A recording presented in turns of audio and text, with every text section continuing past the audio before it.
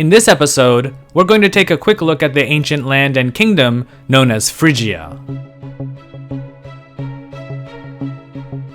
Greek legend has it that the people who would become the Phrygians crossed into Anatolia, or Asia Minor as the Greeks called it, from Macedon and Thrace.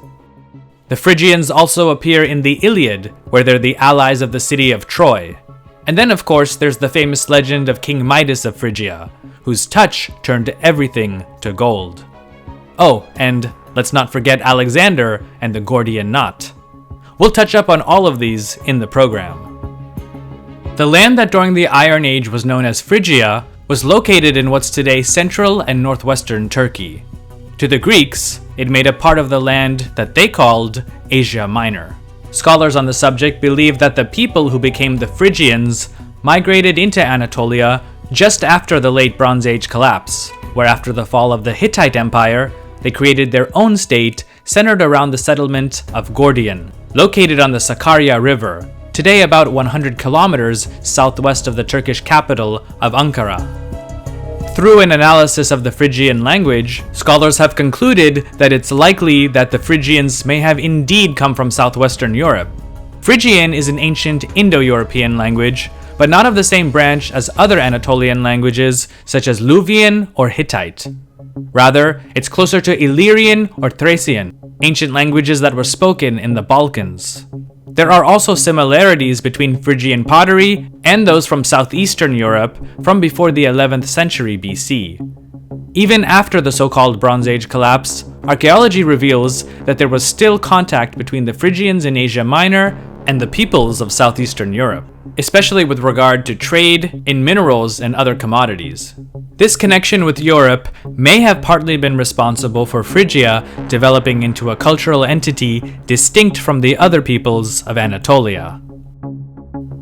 Though not all scholars agree, the Phrygians appear in written sources from the time of the reign of the Assyrian king Tiglath-Pileser I, where they're associated with the people known as the Mushki. According to these Assyrian sources, they were part of a massive army consisting of 20,000 men and led by 5 kings that invaded Assyrian territory in the west. In another inscription, Tiglath-Pileser I claims to have defeated a force of some 12,000 Mushki troops. Gordian, the political and cultural center of Phrygia, is believed to have been named after Gordius, the father of the mythical and historical king Midas. A legend, presented as history by the Roman historian Justin, states that an oracle in the city of Telemussus proclaimed that the next man to enter the city driving an ox cart would become the king of Phrygia. It so happened that a peasant farmer named Gordius entered the town on an ox cart, and so in accordance with the oracle's declaration, he was made the new king of Phrygia. Out of gratitude, Gordius' son, Midas, dedicated the ox cart to the Phrygian god Sabazios, who the Greeks identified with Zeus. Midas tied the cart to a post with an intricate knot made from cornel bark, which the Roman historian Quintus Curtius Rufus claims was made of several tight knots that were nearly impossible to untangle. It was said that whoever could do so would go on to rule all of Asia. As many of you may already know, there is a popular story of Midas in Greek mythology.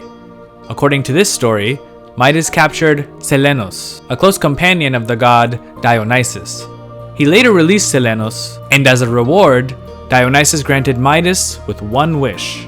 The greedy king immediately made the wish that everything he touched turned to gold. His wish was granted, but soon Midas's joy turned to horror when he discovered that he could neither eat nor drink, or really do anything. Everything he tried to consume turned to gold. In order to rid himself of the golden touch, Midas bathed himself in a magical river, whose sands from that day onward contained copious amounts of gold dust.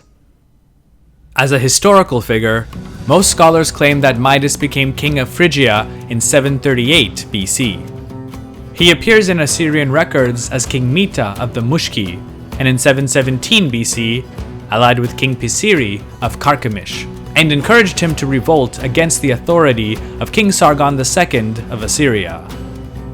The revolt was unsuccessful, and soon Sargon sought to punish Mita and Phrygia. However, about 10 years later, in 707 BC, the two kings made peace with each other, and even forged an alliance between their two states. This was probably not due to some newfound love for each other, but perhaps the arrival of a nomadic warrior people known as the Cimmerians. Sargon may have also agreed to peace with Phrygia in return for them not lending any support to one of Assyria's great rivals, the kingdom of Urartu. By around the year 700 BC, the Cimmerians are said to have ravaged Phrygia, and the beleaguered Midas rumored to have committed suicide in an effort to save face. Shortly afterward, Gordian was destroyed by the Cimmerians. They were eventually defeated by the Lydian king Aiatis, who, according to Herodotus, drove the Cimmerians out of Asia. What remained of Phrygia became part of Lydia. When Lydia was absorbed into the Achaemenid Persian Empire, Phrygia went along with it, becoming one of the empire's many satrapies, or provinces. In 333 BC, Lydia, Phrygia, and the rest of Asia Minor fell to Alexander of Macedon, more commonly known as Alexander the Great. Legend has it that when he reached Gordian, he was shown the ox cart tied to the post with an intricate knot. As mentioned earlier, an oracle had foretold that the man to untie it would go on to rule all of Asia. Alexander is reported to have tried, but was unable to untie the knot. He then drew his sword and sliced the knot in half with a single stroke. In his mind, it didn't matter how the knot was broken, so long as the deed was done. I suppose that was enough, because we all know Alexander eventually did go on to rule large parts of Asia. Soon after his death, Phrygia became part of the Seleucid Empire, and in 133 BC, much of it came under Roman jurisdiction. By then, though, the people who were the Phrygians had become totally Hellenized and lost their distinct identity. So if you didn't before, I hope that you now have a basic understanding of who the Phrygians were and where their kingdom was located.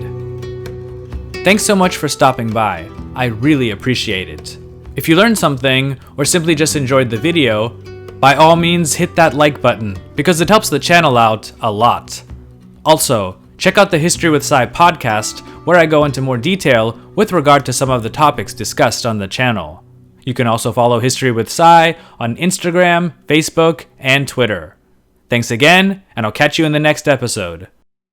Take care and stay safe.